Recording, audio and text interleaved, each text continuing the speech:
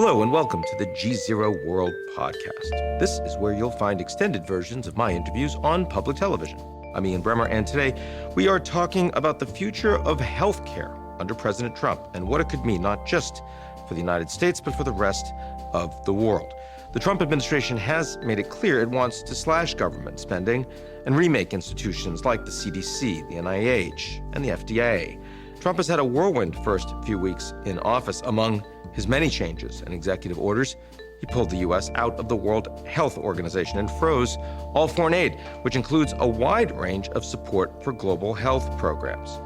Meanwhile, the Senate is debating RFK Jr.'s nomination to lead Health and Human Services.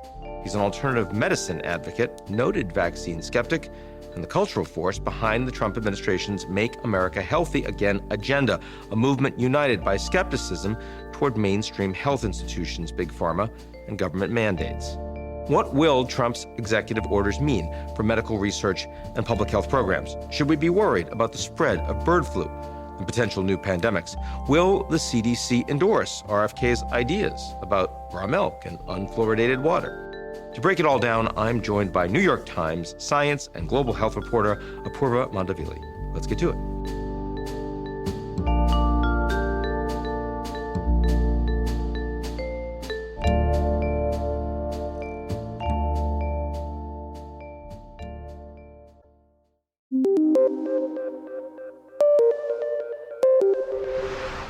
Apoorva Mandavilli, welcome to GZERO World. My pleasure. So we've now seen you've been reporting quite closely on the RFK Jr. Senate confirmations. Tell me what you've made of that, any surprises as you've seen it? Well, I expected them to be heated because, he has made a lot of controversial statements, and I expected that at least some of the senators would really hold him to those and ask him. But it really went way beyond my expectations. It was just so dramatic at times. We had Senator Maggie Hassan breaking down in tears, talking about her adult son with cerebral palsy and saying, how dare you say things like Democratic senators don't care about what causes autism. You had Bernie Sanders and RFK Jr. yelling at each other. You had over pharma funding. Exactly, saying you get money from them. You get money. So the one thing we should all agree on is that everyone in politics gets money, right?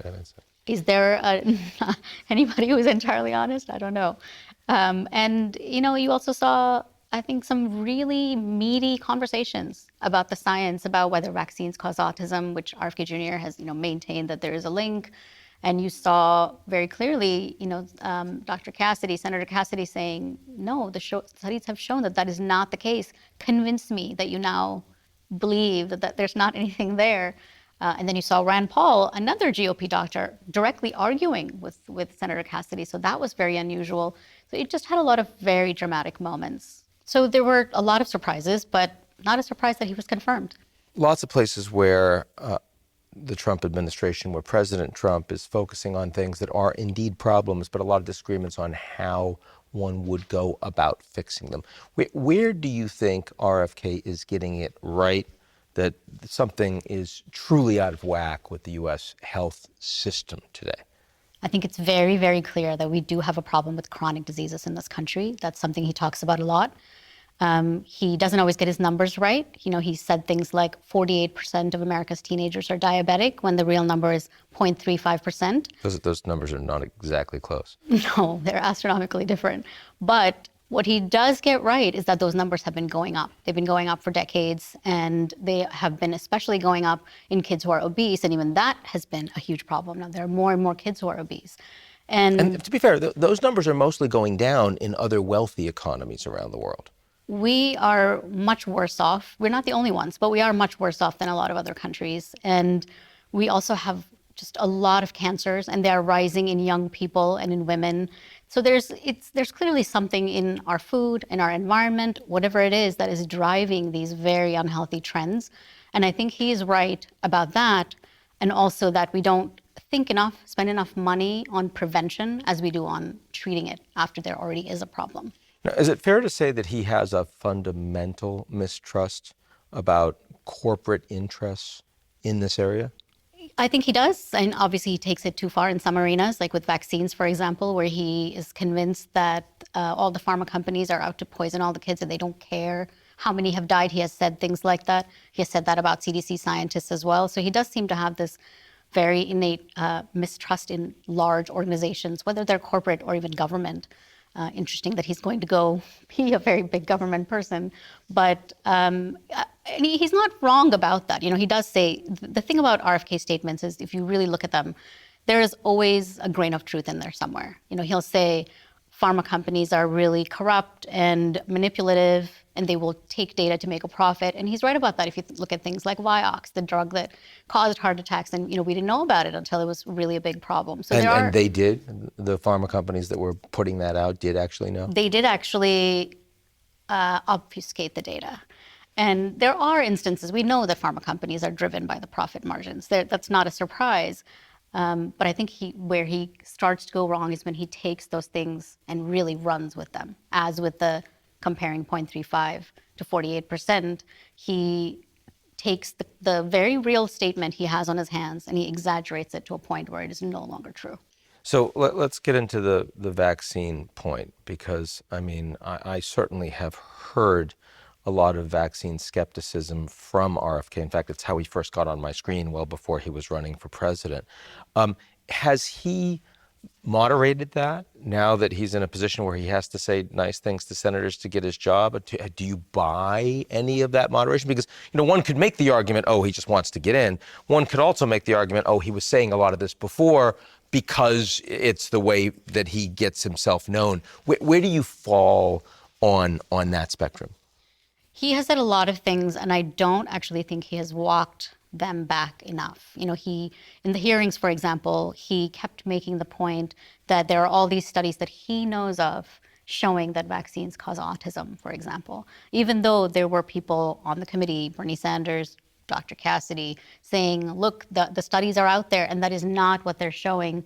He could not budge from his status on that, from his stance on that, but he did take back some other things. He has said things like no vaccine is safe and effective, for example. And he did go back on that. Like the polio vaccine, for example. Things that we need children to take because otherwise we're going to have big problems. Yes, exactly. But and he's now okay with that. You're saying that this is something that as head of Health and Human Services, you would expect that he's not going to be a problem on those baseline continued vaccine programs for kids. I wouldn't go that far. You wouldn't go that far? No, I think he said that in the hearing. I think he said in the hearings that vaccines have saved many lives, but I don't actually believe that he has changed his mind on that. And I don't think we can be certain that if, as the head of HHS, that he's not going to do things that actually undermine vaccines. I don't know if you noticed, but the CDC's pages, the vaccine information sheets on all kinds of vaccines are down. And this is even before he's running HHS. So, they took the pages down so that American citizens can no longer access that information if they go to the CDC. More importantly, doctors cannot vaccinate anybody unless they give the patients a copy of these vaccine information sheets. And those are currently down. So they may come back up. They probably will. They're being cleansed. A lot of the CDC website is being cleansed, so they may come up. But the point is that I don't think we can assume that vaccines are sacred and will not be touched. Now, I remember during the pandemic in Brazil when Jair Bolsonaro was in charge, he was quite skeptical on vaccines, yet the country has had very strong healthcare programs, and as a consequence, you had enormous amounts of basic trust in doctors and science. Where's the United States compared to that? I think we have a huge problem with trust in this country, and that predates RFK Jr. I don't think that he's going to create that problem, but we already are going into it. If you talk about Bolsonaro, COVID was a very big part of when he was really making a lot of misstatements about COVID and about the vaccines, right? We did not come out of that entire era with a great deal of trust in the public health establishment. And so now when you have somebody who has made those comments very openly about the CDC not being trustworthy or the FDA not being trustworthy, and that's who's leading the health department, I think we are in real danger of having people say even more, I don't trust anything that was said previously about any of these things. I'm just going to go with what that guy is saying. What does vaccine skepticism look like in the United States right now? How much of a present-day problem is it? it's a growing problem. So during the pandemic, the vaccination rates started to slip for other reasons, logistical reasons, but they haven't come back up. From what to what? Give us a sense of what it looks like. So we say for herd immunity, which is the rate at which the population, a community is protected, you need 95% of kids to be vaccinated for polio or for measles. And we fell to 93%, which doesn't seem like a lot across the country.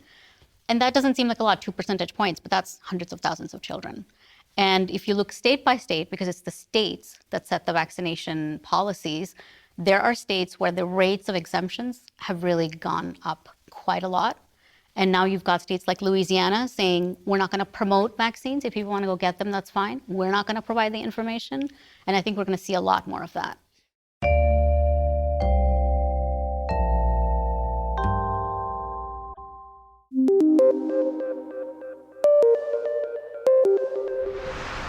What's driving vaccine skepticism in the United States right now? Again, I understand that trust in institutions generally is going down, but I mean, again, people that are growing up in the United States have seen disfigurement with polio, have seen a history of these horrible diseases, and response to them have been really effective. Is a lot of this the pandemic, or I mean, are there other issues that we really should be focusing on? Well, some of it predates the pandemic. I mean, the anti-vaccine movement was there and quite strong even before the pandemic. And a lot of it centered around autism. You said we've seen in this country people getting disfigured. Well, people more recently have also been seeing kids get diagnosed with autism. And there are a lot of reasons for that. Number one, actually, the diagnostic criteria are a lot wider than they used to be. And a lot of milder cases are now being diagnosed. But people do hear the numbers, and I think they think, well, there's got to be an explanation. And vaccines coincide very much with when somebody starts to notice signs of autism in their kids. Around the time that they get the MMR vaccine, for example, is when symptoms start to show up. So it becomes very easy to confuse the two, and you've got lots of anti-vax people waiting in the wings, ready to provide that as a very simple explanation. The truth is complicated, but saying, oh, it's the vaccine, your kid got the vaccine and that's why they got autism, that's simple. And it takes away any guilt the parents might have about their own genetics maybe being involved. There are lots of reasons it's an attractive explanation. And to be clear for all of our viewers, there is no scientific evidence that links autism to vaccine. That's correct. It's been looked at over and over and over. There are large studies that have looked at it and concluded there's no link. But that has never been enough to satisfy the people who suggest that those two things are connected. And then at the same time, you also have this backlash against mandates. People don't want to be told what to do. And that did get a lot worse during COVID. Just the idea of, it's my body, I'll do what I want. And then when you don't see things like polio, when you don't see things like measles be a big problem, you forget. You forget that's why you take vaccines. And to be fair, I mean, the fact that the Biden administration decided they were going to run this study, the investigation into the origins of COVID, and suddenly the CIA is saying, yeah, actually, we think the most plausible evidence is that it came from a lab in Wuhan, as opposed to a wet market, as opposed to sort of natural leaping from bats or pangolins or whatnot. I mean, you're doing a lot of damage to undermine trust in the same scientific voices that are telling you these vaccines are safe. So from that perspective, I think we can understand more why there would be more skepticism today. I think you can understand why there's skepticism anytime people have a big question, like what's causing autism, and there isn't an answer, and the scientific authorities, for whatever reason, because it's just complicated or because they're not taking those concerns seriously enough, have not done enough to fill the gap and say, here's what's going on in simple and clear enough terms that people can grab onto. And that just leaves a vacuum for other theories to come in. Let me ask you about another issue that's come up recently, which is the World Health Organization. Trump, in his first term, briefly pulled the U.S. out of the WHO. Now that seems to be made permanent, one of the first steps he's taken. World Health Organization, originally established by the United States and allies, part of the UN system. U.S. has been principal donor to the WHO. What are the implications of withdrawal? Huge. How so? The WHO does a lot of things that I think we don't really think about a lot in this country. I mean, let's talk about the rest of the world for a second, but it does also matter to Americans, and I'll explain why. But in many parts of the world, they don't have their own CDC, they don't have their own FDA, and the WHO essentially plays that role. It provides health guidelines just like the CDC does for us. It approves drugs just like the FDA does for us. And so when the WHO loses its money, its funding, and the US is its biggest donor, so when they pull out, the WHO is a lot poorer, those things are really going to hurt. And we Americans, we also benefit from the WHO. So the WHO comes up with the diagnostic code system that we use here. The ICD is called. Every doctor, every insurer uses this. It also comes up with chemical names for drugs, antibiotics, like you might know it as amoxicillin, might be sold as something else in another country, but as long as you know that's what it is, you can get it anywhere. And one of the big things that it does is every fall, we get a flu vaccine. And that is based entirely on information that's collected by the WHO globally through its massive surveillance network. Now, we might still be able to find out what that information is, but we would essentially be freeloading and not actually contributing to the conversation. So we would have no say in it, and we would be bystanders in this process. Private sector corporations benefit from that. They do. Should they be loudly on the side of you've got to stay in the World Health Organization? Because I haven't seen much of that. I think they're doing more quiet lobbying. There are organizations that help the WHO, and those organizations are talking to these companies because you're right, the companies that want to sell their products in these other countries, they are reliant on the WHO to tell the health ministries that it's okay to buy this product. And so that's very important for American businesses. But I think at the moment, in general, you're not seeing a lot of conversation from companies or even from large organizations like the Bill and Melinda Gates Foundation, the Bill Gates Foundation now. They're not saying a lot about what the Trump administration is doing, whether it's correct or not. Everybody's pretty silent. And they've been a huge donor to the WHO. They are a huge donor to the WHO, and they have not really spoken up about any of it, about the suspension of foreign aid, about the withdrawal from the WHO. These are things that really the Gates Foundation plays a big part in, but they have been quite silent. The WHO is not directly under the authority of the UN, even though it is part of the broader umbrella. It has been a fairly weak organization. There has been a lot of legitimate criticism that they're unwilling to call out the Chinese on transparency, for example, because the Chinese are major donors. I mean, what sort of reform would you need for the WHO to feel more comfortable about how it operates? And I'm not trying to cast aspersions that doesn't do important work, but there are criticisms that need to be addressed. Absolutely. It's in great need of reform. And actually, the biggest problem is that it's so reliant on member states. It can't actually criticize member states because it depends on them for money. So ironically, the fix is for them to have more money and to not have it so tied to member countries just giving these dues and wanting their say. One expert I talked to said it's every country, even the tiniest of country, can throw a wrench into the proceedings. That's sort of how it's structured, and I think that really needs to change. And then suspension of support, USAID. I see PEPFAR, for example, South Africa right now, big part of the HIV prevention and fighting budget, around the world. Suddenly, programs that were being supported, aren't necessarily going to have money going forward. Some of this, I'm sure, is not efficient, and maybe some of it's corrupt, but some of it obviously matters to people that don't have means. What do you think the implications are of all this? Where do you think rubber hits the road? USAID is basically dead. That's what it's looking like. It's subsumed into the State Department. The office has been shut down. Well, subsumed into the State Department isn't dead, right? I mean, the money still gets potentially spent, right, since Congress. Potentially. Right. I mean, a lot of it. But I'm saying, wait, we don't know that yet. The USAID is dead in its current form. Let's put it that way. Okay. It's going to look very different, whatever it is. What does that mean, though? What does different mean? I think they're seen as giving money away to all kinds of things that are unimportant. And, Elon Musk, for example, has said they're criminals. And a lot of the top leaders in the organization have been let go, have been fired. There are people who can't even access their own email accounts. There's a lot going on there that I think really has been quite disruptive, and they're not allowed to talk to any of their partners in various countries.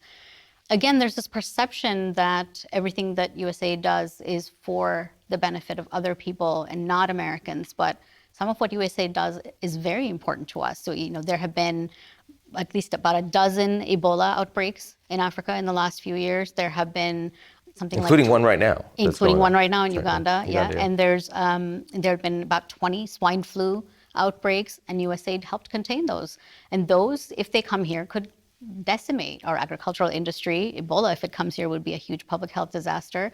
There's Marburg, another infectious disease that's very similar to Ebola, another hemorrhagic fever going on in Tanzania. And USAID is often on the ground in those situations, helping to contain those outbreaks. And that's something that could very directly affect us. I'm seeing more concern about bird flu these days, including here in the United States. You've said that we need to take it more seriously. Why is that? So a lot has changed in the last few months with bird flu. As you may know, there's been this virus, H5N1, one of the bird flu viruses, circulating in the US since early 2024. It's been in dairy cattle. It's been in wild birds, but spilled into dairy cattle at some point, and now it's in herds all over the country. So that was already a big problem. There have been a couple of human cases that we know about, right? 67. Yeah. So that's one of the big things that has changed, is that in June we had 3 cases. Now we've had 67. So there's been a big increase in that. And now there are 2 versions of this virus that are circulating, and one of them is pretty new. And it's already in wild birds all over the country. And so that... And is this a potentially likely fatal disease in humans? We don't actually know. I mean, that's one of the problems. It has been fatal, elsewhere in the world, it's been fatal. And here we've had 1 case so far, but we don't know exactly what the death rate would be, for example, because A, there haven't been enough cases for us to know that, and B, surveillance has been just really, really poor. So we don't actually know what this virus is doing, how it's evolving, how widely it has spread. We have a vague sense, but that first death was quite a wake-up call. It was in a person in Louisiana who was over 65 and had some underlying conditions. But then there was also a teenager in Canada who was 13. She was very obese, but beyond that, no risk factors, and she was ill and hospitalized with organ failure for weeks. So this virus could actually be quite bad for a lot of people, but we don't have a very good lens on what it's doing. So that's one of the reasons I think that scientists are quite worried, that now you have this virus that's clearly changing, and having 2 versions run around is never a good thing, because flu viruses are very good at what we call reassortment, mixing and matching, and picking up new mutations. And also we have seasonal flu going on. So if you had a person who became infected with bird flu and became infected with the seasonal flu, bird flu could pick up the ease with which seasonal flu spreads, and then off we go, spreading among people. So the idea that it's now in cows and it's been in cows and it's not going anywhere, that means we are probably looking at a permanent scenario of farm workers being exposed to this virus, and for that virus to then have a lot of opportunities to mutate and become adapted to people. Now, we've just gone through an unprecedented pandemic. It's been the most disruptive episode for our lives for pretty much almost everyone around the world. Surely the United States is in a better position coming out of that to respond to another pandemic were it to occur. Tell me that's true. It's not true. It's not true. Well, how is that not true? How is that not true coming after 3 years of pandemic in this country? Well, you saw it play out. You saw exactly what people were willing to do and what they were not. And it's not that scientifically we're not able to do it, but from a policy perspective, whether states and even the federal government is willing to do the things it needs to do, and whether citizens are willing to do the things they need to do, I think that's where the response is really going to fall down. When you say needs to do, what do you really mean? Because you're not saying, oh, we've got to lock everyone down. You're not saying we've got to have mandates that all the schools are closed. I mean, clearly there were lots of overstatements on some of those issues. Absolutely, and the schools were shut down for too long and all of that. But I think that, number one, we needed to test. And the reason we know 67 people have had it is not because CDC went in and tested everybody who needed to be tested. Those were people, we just happened to find out that they are sick and they ended up getting tested. There's been no mandatory testing of people, and we only started testing bulk milk to see which herds are infected in December. And even now we're not doing it for the whole country. So we've been very slow to do all the testing, the kind of surveillance we need. And the entire time, this whole year plus that we've been hearing about this, the federal agencies have been very, very clear to say in every call with reporters, this isn't mandatory. We're not making anybody do anything. So that seems to be their main focus, is to reassure everybody that they're not actually forcing anyone to do anything, instead of saying we're actually doing everything that should be done. And there's a lot of the same kind of thing we saw during COVID where, there's the main goal seems to be to stop panic rather than to actually give us all the information. So it becomes very difficult. Again, as with COVID, it's been reporters who've had to find out information and say, this is actually what's happening, and then confront the agencies with it. For example, I found out that there are herds in Idaho that are reinfected for a second time. That's really bad news, because that means that the virus could potentially circulate forever among cows. And the USDA told me, no, there's been no cows that have been infected in Idaho since October. These reinfections happened in November, and Idaho state officials have talked about it very publicly, but we're not hearing about it from the feds. So given that there has been a lot of political opposition to the way COVID was handled by many of the officials that are coming in, what do you think that might mean for a bird flu epidemic, were we to see one?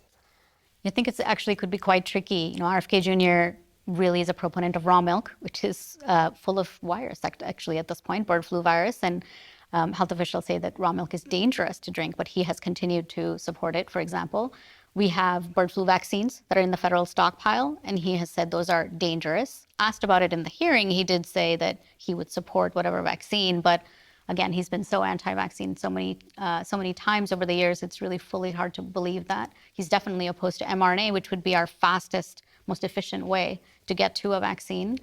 And even the other nominees, Jay Bhattacharya, who's supposed to head the NIH, Marty Makary, who's supposed to head the FDA, they have been at times huge critics of how COVID was handled, not always without basis, but certainly they're not big fans of the big public health measures that were taken. So it's really quite an open question what would happen if we had to have a big bird flu epidemic or a pandemic, how they would actually deal with it, and whether they would support the things needed to contain something like that.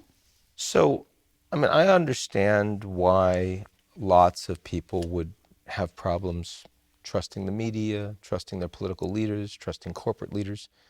Trusting doctors seems to be kind of fundamental. When something goes wrong, you talk to a doctor, you get a second opinion. It's usually from another doctor, right? So it does feel like in the United States right now, when we talk about the CDC, we talk about Dr. Fauci, we talk about the politicization has gone into an area that heretofore really was off limits for that, or at least it felt that way. Am I right about that?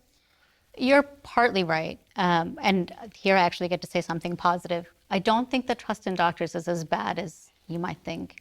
I think surveys have actually shown that even now, even with all of the partisanship and all of the negativity, people do trust their own doctors. That has not really gone away. They may have feelings about Dr. Fauci, but their own doctor, generally people do trust them.